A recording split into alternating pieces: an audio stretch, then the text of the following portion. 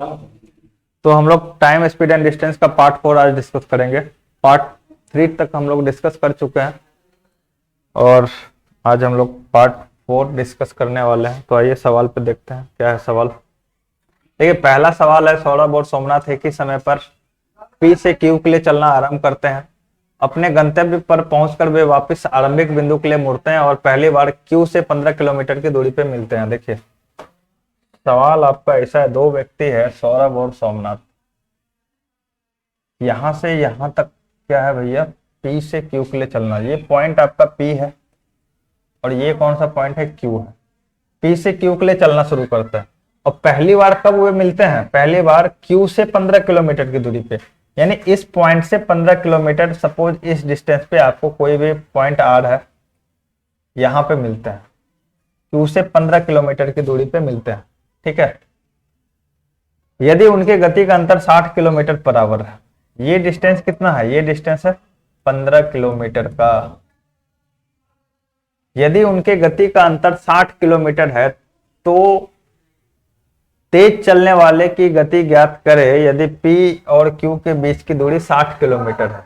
ये डिस्टेंस देखिए कितना दिया हुआ, P से Q तक का जो डिस्टेंस दिया हुआ है कितना दिया हुआ, 60 किलोमीटर का डिस्टेंस दिया हुआ है।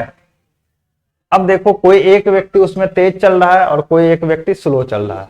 ठीक है, अब आप खुद सोचिए यहां कि कोई एक व्यक्ति P से चला होगा, Q पे पहुंचा होगा और Q से फिर वापस मुड़ा होगा P के लिए और इस पॉइंट पे दूसरे व्यक्ति से मिला होगा। यानी जो तेज चलने वाला व्यक्ति होगा ना, जिसका स्पीड ज्यादा होगा, वो व्यक्ति कैसे, वो व्यक्ति P से Q पे पहुंचा होगा और Q से फिर P की तरफ जब मुड़ा होगा तो पॉइंट R पे जो स्लो चलने वाला व्यक्ति है उससे मिला होगा। तो यहां से आप एक चीज समझिए, समझना इसमें यह है कि जो स्लो चलने वाला आदमी है ना, वो कहां पहुंचा होगा, यहां पहुंचा होगा, और जो तेज चलने वाला आदमी है वो इस पॉइंट से पहले तो गया होगा Q पे और Q से वापस कहां आया होगा, R पे आया होगा। अब दोनों एक साथ चलना शुरू किया है भाई, एक ही समय पे चलना शुरू किया है और मिल रहा है। इसका ये मतलब हुआ कि जितने टाइम में जो तेज चलने वाला व्यक्ति है वो P से Q पहुंचा और Q से R पहुंचा है, जितने टाइम में तेज चलने वाला व्यक्ति P से Q पहुंचा और Q से वापस R पे पहुंचा है, उतने टाइम पे जो स्लो चलने वाला व्यक्ति है P से R तक पहुंचा है। समझे इस बात को, जितने टाइम में जो तेज चलने वाला व्यक्ति है वो P से Q और वापस Q से R तक पहुंचा है, उतने ही टाइम में जो स्लो चलने वाला व्यक्ति है वो P से Q तक पहुंचा है। तो यहां आप क्या देख रहे हैं कि टाइम क्या है, सेम है। और जब टाइम सेम रहता है ना, जब टाइम सेम रहता है या कांस्टेंट रहता है, फिक्स रहता है कि जितना टाइम ये लिया है उतना ही टाइम ये लिया है, जितना टाइम पहला व्यक्ति ले रहा है उतना ही टाइम दूसरा व्यक्ति ले रहा है, तो उस केस में हम क्या करते हैं, उस केस में आपको हम टाइम स्पीड एंड डिस्टेंस के पहला ही जो पार्ट 1 बेसिक वाला हमारा था उसमें समझाए थे कि जब टाइम कांस्टेंट हो या सेम हो तो जो रेशियो आपके स्पीड का होता है ना, जो रेशियो आपके स्पीड का होता है वही रेशियो आपके डिस्टेंस का भी होता है, वही रेशियो आपके डिस्टेंस का भी होता है। अब देखिए कि यहां आप उल्टा भी बोल सकते हैं कि जो रेशियो डिस्टेंस का है वही रेशियो स्पीड का ही हो, स्पीड का भी होगा, जो रेशियो डिस्टेंस का होगा वही रेशियो स्पीड का भी होगा। जब टाइम सेम है तो जो रेशियो डिस्टेंस का होगा वही रेशियो किसका होगा, स्पीड का होगा। अब दो व्यक्ति है, पहला व्यक्ति कितना डिस्टेंस चला है, ये देखिए पहला व्यक्ति चला है 60 प्लस 15, यानी कितना चला है, 75 किलोमीटर चला है। और दूसरा व्यक्ति कितना चला है, दूसरा व्यक्ति कितना चला है, देखो टोटल डिस्टेंस कितना है, टोटल 60 किलोमीटर है और यहां से यहां तक अगर 15 है तो ये वाला कितना होगा, 45 किलोमीटर होगा। तो जो धीरे चलने वाला व्यक्ति है वो कितना चला है, मान लो 45 किलोमीटर चला है, तो जो तेज चलने वाला व्यक्ति है वो कितना चला, 75, तेज चलने वाला 60 यहां तक आया और 15 यहां से आया, तो 60 प्लस 15 कितना हो गया, 75। और स्लो चलने वाला टोटल 60 है, उसमें से कितना है 15 यहां तक अगर आप घटा दे तो 45 किलोमीटर ही चला है। तो डिस्टेंस का रेशियो क्या हो गया दोनों का, स्लो चलने वाले का 45 तो तेज चलने वाला का कितना है 75 किलोमीटर।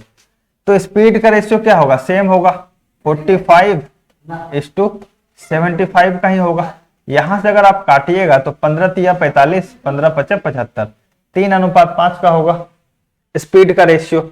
अब आपको बोला गया है यदि उनके गति का अंतर, अंतर मतलब क्या होता है भाई साहब, कि अगर देखो कोई आदमी 60 किलोमीटर पर आवर से चल रहा है, कोई आदमी 50 किलोमीटर पर आवर से चल रहा है, तो इनके गति का अंतर कितना है, इसके गति का अंतर कितना है, 10 किलोमीटर पर आवर है। अंतर मतलब डिफरेंस, ठीक है। इनके गति का अंतर दोनों को आपस में घटा देंगे, तो उनके गति का अंतर दिया हुआ है कितना, 60 किलोमीटर पर आवर। गति का अंतर क्वेश्चन में आपको दिया हुआ है 60 किलोमीटर पर आवर। यहां गति का अंतर कितना है, पहले का अगर स्पीड 3 यूनिट है तो दूसरे का स्पीड कितना, 5 यूनिट। दोनों में डिफरेंस कितना है, दोनों में डिफरेंस है 2 यूनिट का। और क्वेश्चन में डिफरेंस कितना दिया हुआ, 60 किलोमीटर पर आवर का। तो 2 यूनिट का वैल्यू 60 किलोमीटर पर आवर, तो 1 यूनिट का वैल्यू कितना होगा, 1 यूनिट का वैल्यू होगा 30 किलोमीटर पर आवर। तो आपको क्या पूछा गया है, तो तेज चलने वाले की गति, तेज चलने वाला का गति कितना है, 5 यूनिट है स्पीड। और देखो यहाँ 3 है, ये 5 है, तो तेज चलने वाला 5 यूनिट पर आवर से चल रहा है। तो 5 यूनिट का वैल्यू 30 गुणा 5, तो आपका आंसर आ जाएगा 150 किलोमीटर पर आवर। जो तेज चलने वाला व्यक्ति है उसका स्पीड कितना है, 150 किलोमीटर पर आवर। यही आपसे पूछता है कि स्लो चलने वाला का स्पीड बताइए, तो स्लो चलने वाला का स्पीड कितना है, 3 यूनिट। 1 यूनिट का वैल्यू 30 किलोमीटर पर आवर, तो 3 यूनिट का वैल्यू 3 × 30 यानी 90 किलोमीटर पर आवर हो जाता। तो स्लो चलने वाला 90 किलोमीटर पर आवर के स्पीड से चलता और तेज चलने वाला 150 किलोमीटर। अब यहां से दोनों का डिफरेंस देखिए, स्पीड का डिफरेंस 60 किलोमीटर है कि नहीं। अगर आप 150 और 90 का डिफरेंस निकालिएगा तो 60 किलोमीटर आएगा ना। तो यहां आपसे बस तेज चलने वाला का पूछा गया, तेज चलने वाला का कितना, 5 यूनिट, और 5 यूनिट का वैल्यू 150 किलोमीटर पर आवर। तो तेज चलने वाला व्यक्ति 150 किलोमीटर पर आवर के स्पीड से चल रहा है। चलिए अगला सवाल। दो व्यक्ति ए और बी स्थान क्रमशः 3 किलोमीटर इतना इससे, देखिए दो व्यक्ति है ए और बी। अब वो 3 किलोमीटर और 4 किलोमीटर की स्पीड से पी से क्यू के लिए चलते हैं जो 21 किलोमीटर की दूरी पे है। यानी 2 पॉइंट है पी और क्यू, ये है पी और ये है क्यू, और इसके बीच का डिस्टेंस कितना है, 21 किलोमीटर दूर है। बी क्यू पर पहुंचकर तुरंत वापस आता है। देखिए ए और बी यहां से चलना शुरू किया है, बी पहुंचा क्यू पे और वापस तुरंत मुड़ गया पी के लिए, और ए से स्थान आर पर मिलता है। यहां से मान लो मुड़ा होगा कुछ इस पॉइंट, ये पॉइंट आपका आर रहा होगा, और यहां किससे मिलता है, ए से मिलता है।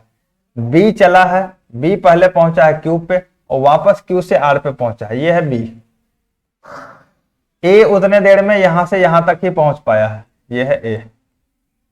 आप कह सकते हैं कि जितने टाइम में बी पी से क्यू पहुंचा और क्यू से वापस आर आया है, उतने टाइम में ए जो है पी से आर तक ही पहुंचा है। यहां भी देखिए क्या है कि टाइम आपका क्या है कि टाइम दोनों केस में सेम है, टाइम क्या है, कांस्टेंट है। और आपको बताए थे कि जब टाइम कांस्टेंट होता है तो जो आपका डिस्टेंस का इस रेशियो होता है वही आपके स्पीड का रेशियो होगा। तो यहां आप देखिए क्या बोला जा रहा है कि स्थान ए से आर पर मिलता है, तो पी से आर की दूरी ज्ञात कीजिए। पी आपका ये पॉइंट है और आर आपका ये पॉइंट है, तो इस दोनों के बीच का डिस्टेंस आपको पूछा जा रहा है कि पी से आर की दूरी बताइए क्या होगा। तो इसको आप कैसे निकालिएगा, टाइम एक तो आपको पता चल गया कि टाइम क्या है, कांस्टेंट है, टाइम क्या है, कांस्टेंट है या फिर सेम है। तो उस केस में हम लोग क्या करेंगे कि जितना डिस्टेंस चला है कौन, टाइम कांस्टेंट है, तो जो डिस्टेंस का रेशियो होगा वही आपके किसका रेशियो होगा, स्पीड का रेशियो होगा। तो यहां आपको क्या निकालना है, पी से आर की दूरी निकालना। तो आप थोड़ा दिमाग लगाइए कि पी से आर के बीच की दूरी आप निकालिएगा कैसे। पी से आर के बीच का दूरी अगर आपको फाइंड करना है तो कैसे कीजिएगा,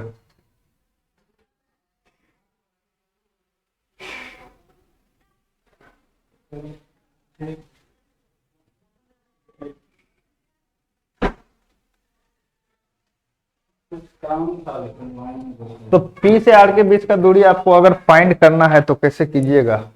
तो पी से आर के बीच का दूरी फाइंड करना भैया, और टाइम क्या आपका कांस्टेंट है या सेम है, तो आपको बताए हैं कि जो रेशियो आपके स्पीड का होगा, अभी पिछले क्वेश्चन में ही हम लोग डिस्कस किए हैं, वही रेशियो आपके डिस्टेंस का भी होगा। स्पीड आपको दिया हुआ है, पहला व्यक्ति जो ए है उसका स्पीड क्या है 3 किलोमीटर पर आवर और बी का दिया हुआ है 4 किलोमीटर पर आवर। तो स्पीड का रेशियो ए और बी का क्या है 3:4। तो डिस्टेंस का भी रेशियो क्या होगा 3:4 का ही होगा, होगा कि नहीं। अब एक बात बताइए कि ये 4 यूनिट है, ये 4 यूनिट किसका है, बी का है, क्योंकि बी ज्यादा चला है, बी ज्यादा दूरी तय किया है।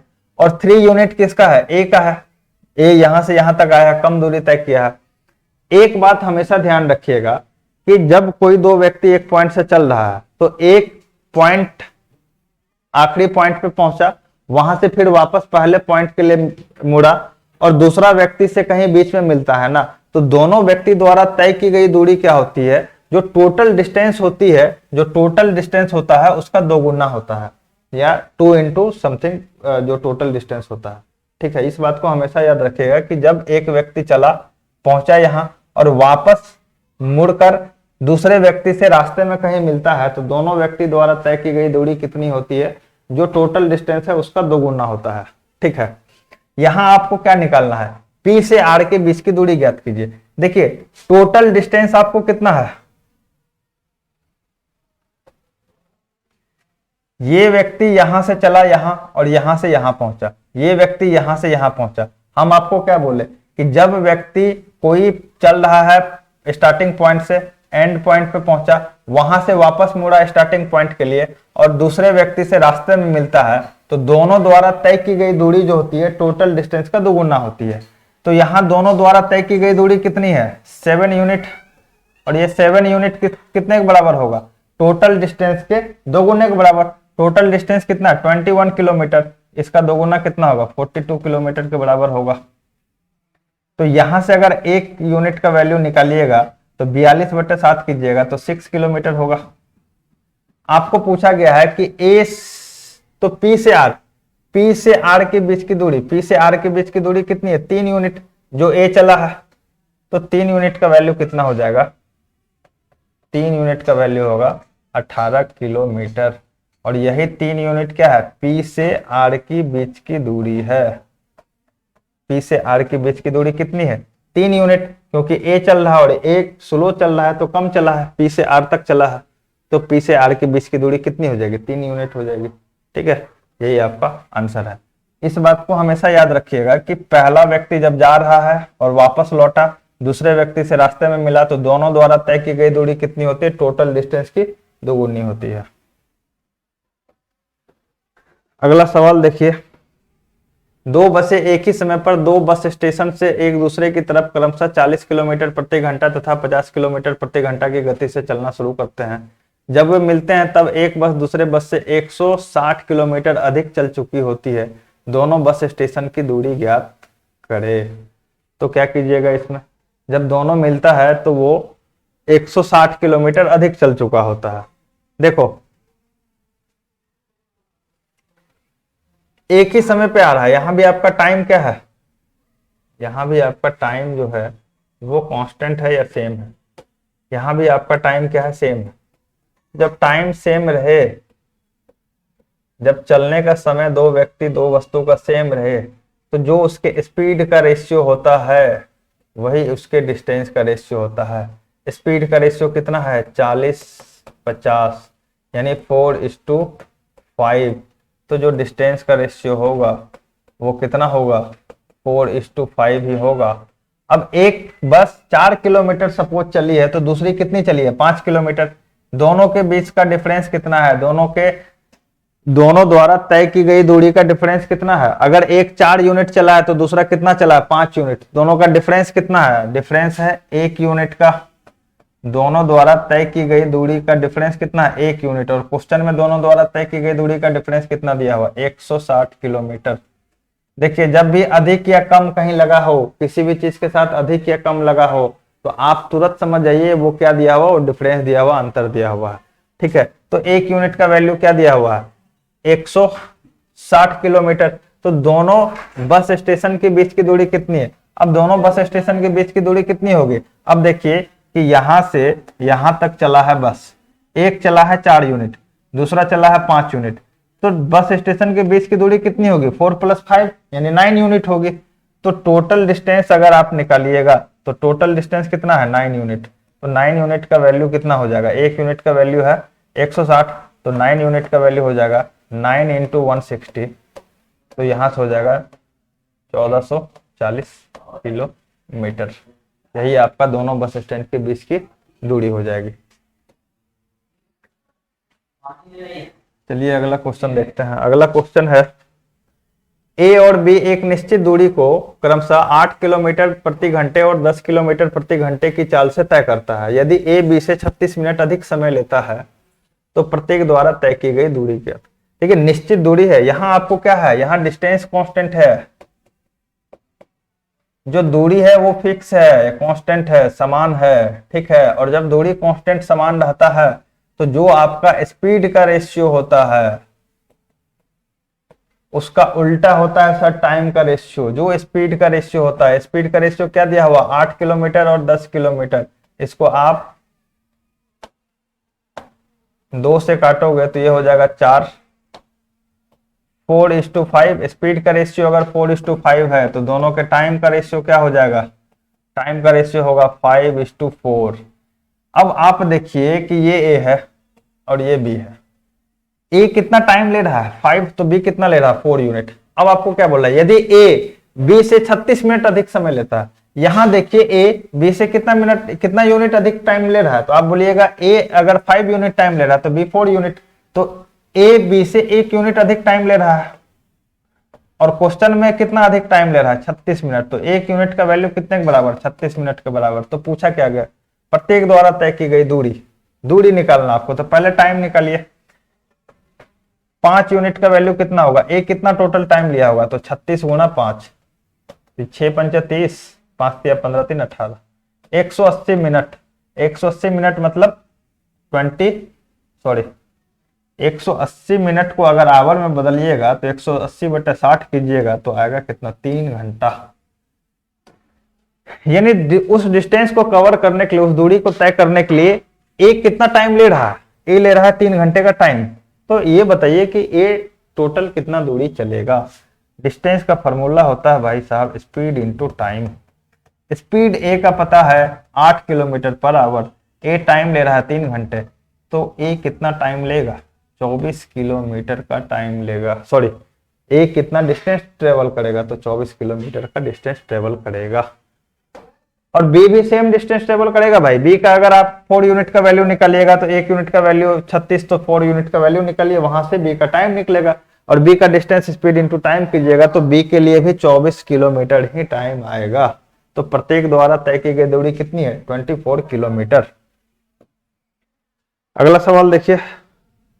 अगला सवाल है, 2 बस एक स्थान से क्रमशः 45 किलोमीटर और 60 किलोमीटर यदि बस यात्रा करने में।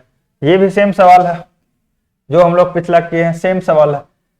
2 बसें एक स्थान से क्रमशः 45 और 60 किलोमीटर की गति से यात्रा करती है। यदि दूसरी बस यात्रा तय करने में पहली बस से 1.5 घंटे कम समय लेती है तो यात्रा की कुल दूरी ज्ञात करें। देखो यार सॉरी, देखो अगर 2 बस एक स्थान से जा रही है 60 किलोमीटर और 45 किलोमीटर की स्पीड से जा रही है, ठीक है। देखो कहीं कोई दूरी है, कोई फिक्स दूरी होगा यार, कहीं से कहीं जा रही होगी, यहाँ से यहाँ तक जाना है, तो दूरी क्या है, फिक्स है, कांस्टेंट है, सेम है। जब डिस्टेंस कांस्टेंट रहता है, सेम रहता है, तो जो आपका स्पीड का रेशियो है, टाइम का रेशियो, उसका क्या होता है, उल्टा होता है। तो मान लीजिए ये बस 1 है और ये बस 2 है, इसका स्पीड का रेशियो कितना है, 45:60। ये स्पीड का रेशियो होगा। 15 से काटोगे 3 और ये कितना हो जाएगा 4, तो स्पीड का रेशियो 3:4। तो टाइम का रेशियो क्या हो जाएगा सर, 4:3। अब क्या बोल रहा कि यदि दूसरी बस यात्रा तय करने में पहली बस से 1.5 घंटे कम समय लेती है। यहां देखिए कितना कम समय ले रही है, तो यहां आप बोलिएगा 1 यूनिट कम समय ले रहा है। और क्वेश्चन में इसी 1 यूनिट का वैल्यू कितना दिया हुआ, 1.5 घंटे। 1.5 घंटे मतलब 3/2 घंटा। तो आपसे पूछा गया है कि यात्रा की कुल दूरी बताइए। तो भाई साहब पहले तो निकालो कि अगर 1 यूनिट का वैल्यू 3/2 घंटा है, तो बस पहला बस जो है वो कितना टाइम ले रहा है, 4 यूनिट। तो 4 यूनिट का वैल्यू कितना हो जाएगा, 3/2 और गुना में 4, यहां से करोगे ये 2 बार में जाएगा, यानी 6 आवर। यानी पहला बस को उस दूरी को, पहला बस यहां से चला और इस दूरी को ट्रेवल करने में उसको कितना टाइम लगेगा, तो 6 आवर लगेगा। ये बस 1 का आपको टाइम है, 6 घंटे लगेगा। आपको बस 1 का स्पीड पता है कितना, 45 किलोमीटर पर आवर। तो डिस्टेंस नहीं होगा, distance equal to speed into time. Speed है 45 किलोमीटर पर आवर, टाइम ले रहा है 6, तो 6 पंचे 30, 6 चौके 24, 3 27, 270 किलोमीटर। तो यात्रा की जो कुल दूरी होगी, देखो पहला बस भी तो यहां से यहां ही जा रहा है, दूसरा बस भी यहां से यहां ही जा रहा है। तो आप पहला बस द्वारा तय की गई दूरी निकाल लीजिए या दूसरा बस द्वारा तय की गई दूरी निकाल लीजिए, दोनों क्या है, दोनों बराबर ही होगा, वही यात्रा की कुल दूरी होगी। तो आपका आंसर कितना आ गया, 270 किलोमीटर।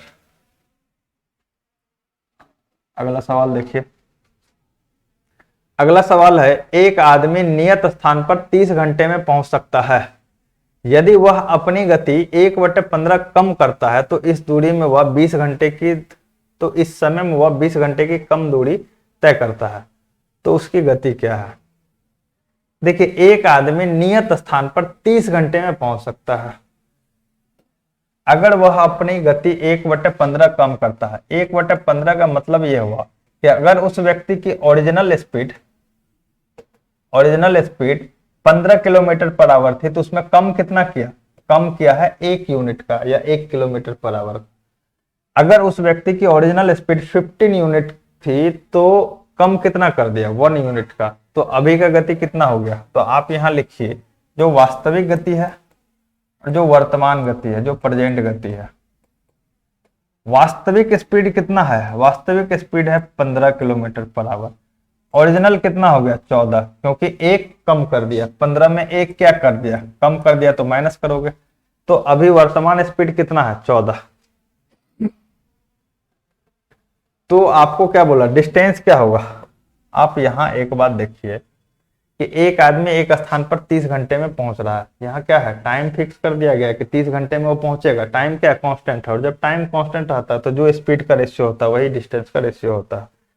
तो डिस्टेंस का भी रेशियो क्या हो जाएगा, 15:14। अब क्या बोल रहा है कि अगर वो 1/15 से चले ना तो 20 किलोमीटर की कम दूरी तय करता है। तो यहां देखो भाई, कितना यूनिट कम दूरी तय कर रहा है। चलना कितना चाहिए, चलना चाहिए 15 किलोमीटर मान लो, तो तय कितना किया है, 14, यानी 1 यूनिट का दूरी कम कब किया है, 1 यूनिट कम तय किया है। और 1 यूनिट का वैल्यू क्वेश्चन में दिया हुआ है 20 किलोमीटर कम तय किया है। तो 1 यूनिट का वैल्यू 20 किलोमीटर। तो टोटल डिस्टेंस कितना होगा, जो वास्तविक डिस्टेंस होगा, जो ओरिजिनल डिस्टेंस होगा, वो कितना, 15 यूनिट। तो 15 यूनिट का वैल्यू 20 गुणा 15, यानी जो वास्तविक दूरी होगा ना आपका, जो ओरिजिनल डिस्टेंस होगा वो कितना होगा, 300 किलोमीटर का। और उस ओरिजिनल डिस्टेंस को उस आदमी को टाइम कितना दिया गया है कवर करने के लिए, 30 घंटे का टाइम दिया गया है। तो उसका ओरिजिनल स्पीड क्या होना चाहिए, जो ओरिजिनल स्पीड है, ओरिजिनल स्पीड है वो क्या होना चाहिए, स्पीड इक्वल टू क्या होता है, डिस्टेंस। डिस्टेंस कितना है टोटल 300 बटे टाइम, टाइम कितना है 30।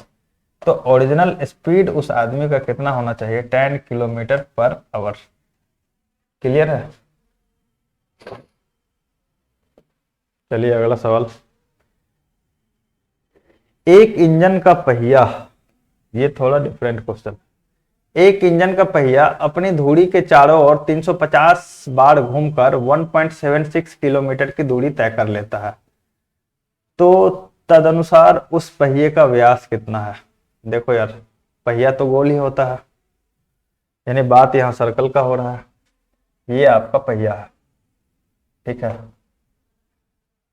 अब रेडियस क्या होता है, सॉरी रेडियस बोल रहे, व्यास, डायमीटर। डायमीटर का फॉर्मूला 2 × r, ठीक है।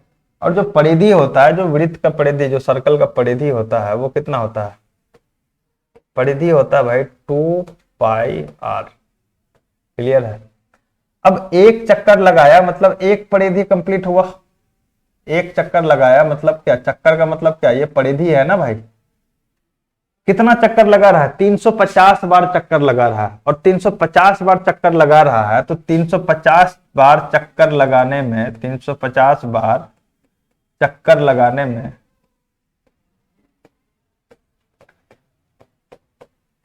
तय की गई दूरी,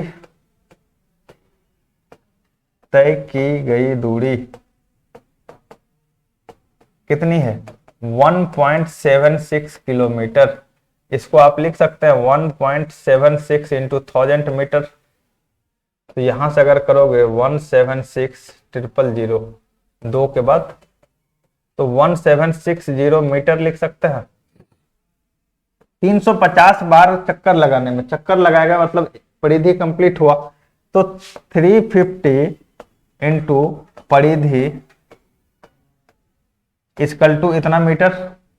350 बार चक्कर लगाया, और ये परिधि होता है भाई, एक चक्कर लगाया फिर दूसरा चक्कर लगाया, तो परिधि इंटू 350 करोगे ना, और उसने में कितना दूरी तय कर रहा है? 1750 मीटर का दूरी तय कर रहा है। तो यहां से आप परिधि का फॉर्मूला क्या होता है? 2πr।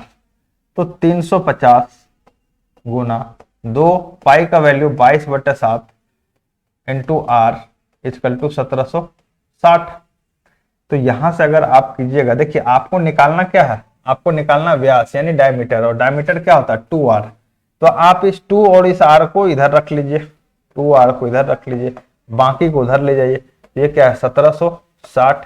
ये 7 ऊपर गुना में चला जाएगा, और 350 गुना 22, 350 गुना 22 ये नीचे आएगा। अब अगर आप 11 से काटिएगा तो ये जाएगा 2 बार में, और ये जाएगा 160 बार में, और ये काट दोगे तो ये 80 बार में चला जाएगा। ये हो जाएगा 80 गुना 7/350। ये 0 0 कैंसिल, तो ये कितना हो गया? 8 7 56, 56/35। तो 56 अगर 35 करोगे तो ये कितना आएगा? इतना ही आएगा ना। कैलकुलेशन एक बार फिर से देख लेते हैं। 1760 ही है ना, ठीक है।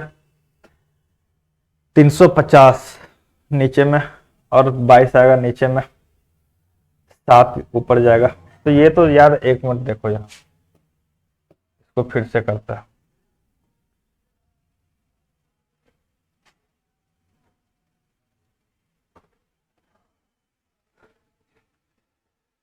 ठीक है, अब इसको एक मिनट देखिए कि अगर 2r का वैल्यू निकालना है तो 1760 तो रहेगा, गुना में ये 7 ऊपर जाएगा, नीचे में 350 आ जाएगा, और गुना में आ जाएगा 22। ये तो 5 बार में चला गया 50। ये 0 तो कैंसिल हो गया। 22 से अगर इसको काट रहे हो तो 8 बार में अगर काटोगे तो ये चला गया 8 बार। तो ये कितना हो गया? 8/5 हो गया फाइनली। 8/5 का मतलब होता है एक बार में गया 0.6, 1.6 मीटर आया। 2r का वैल्यू कितना आया? 1.6 मीटर। आपको आंसर सेंटीमीटर में दिया हुआ, तो 100 से गुना कर दो। इधर 100 से गुना करोगे, 0.1 डिजिट के बाद आया तो कितना आएगा? 160 सेंटीमीटर। और 2r क्या होता है? ये हमारा डायमीटर यानी व्यास होता है। तो डायमीटर हमारा कितना निकला? 160 सेंटीमीटर। क्लियर है? चलिए 8 नंबर में देखिए कि साइकिल का एक पहिया 11 किलोमीटर की दूरी तय करने में 5000 चक्कर लगाता है, तो पहिए का व्यास कितना? देखिए ये सेम क्वेश्चन है जो हम लोग पिछला क्वेश्चन किए हैं ना, ये आपका सेम क्वेश्चन है।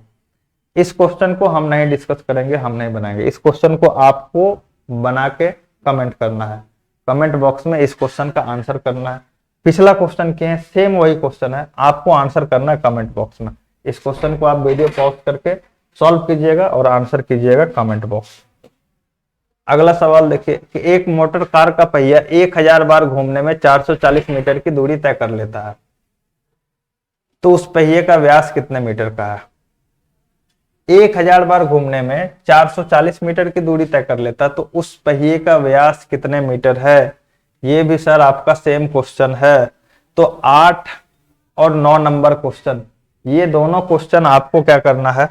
8 नंबर और 9 नंबर, इस दोनों क्वेश्चन का सॉल्यूशन आप सबको कमेंट बॉक्स में सॉल्व करके आंसर कमेंट बॉक्स में आंसर कीजिए आप। 8 नंबर और 9 नंबर, क्योंकि 7 नंबर का जो क्वेश्चन समझाया है सेम वही क्वेश्चन है, बस डाटा चेंज है।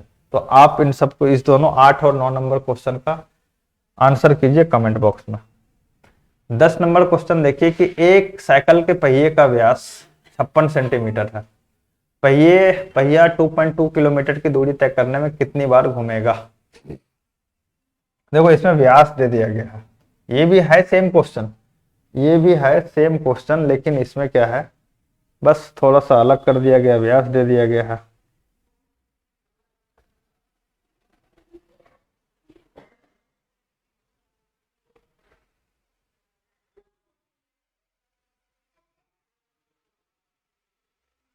तो इसमें आपको क्या करना है कि एक साइकिल पहिए का व्यास कितना है, 56 सेंटीमीटर है, और 2.2 किलोमीटर।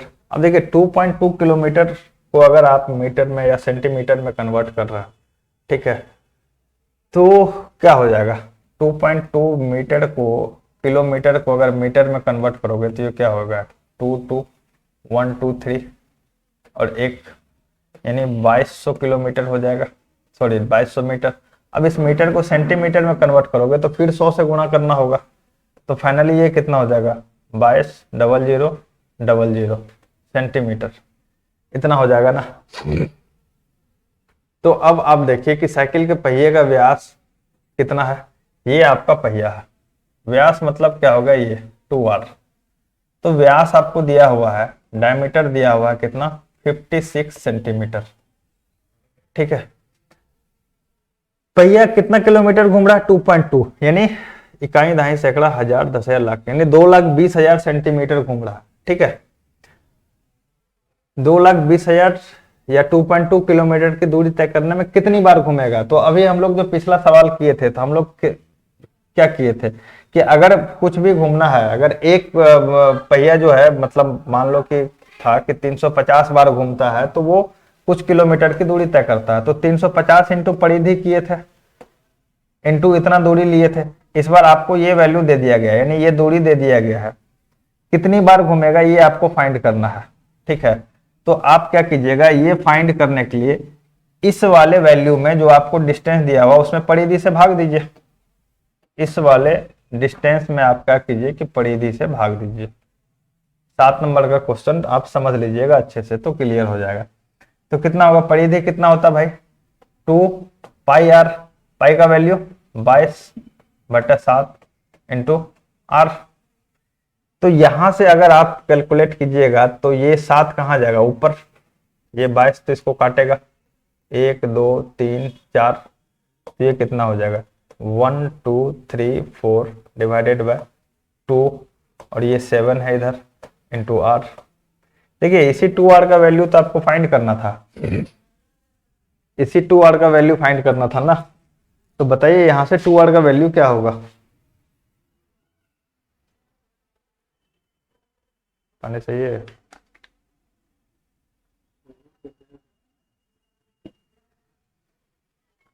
टू आर का वैल्यू बताइए कितना होगा।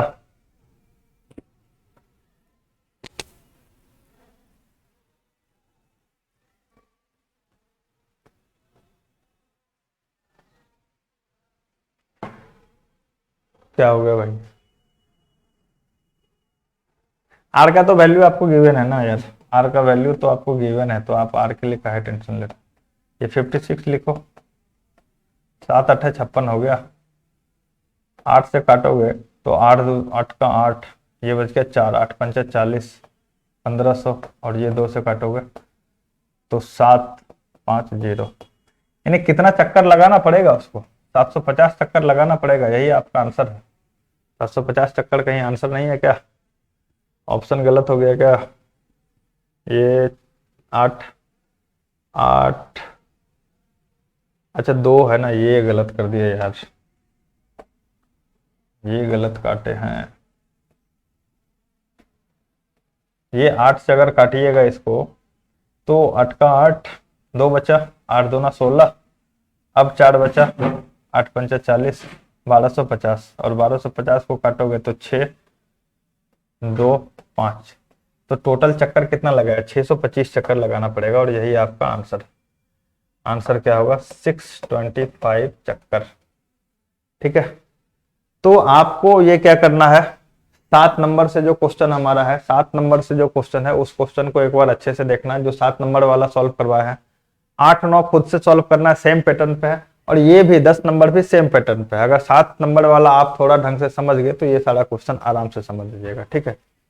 तो चलिए, ये हमारा टाइम स्पीड एंड डिस्टेंस का लास्ट पार्ट था। सारे टाइप के क्वेश्चन लगभग कवर करवा दिए गए हैं, तो आप सारे पार्ट को देखिए और सारा क्वेश्चन सॉल्व करने का कोशिश कीजिए। जो भी डाउट होता है आप कमेंट सेक्शन में कमेंट कीजिए। तो मिलते हैं अगले वीडियो में, तब तक अपना ख्याल रखिए।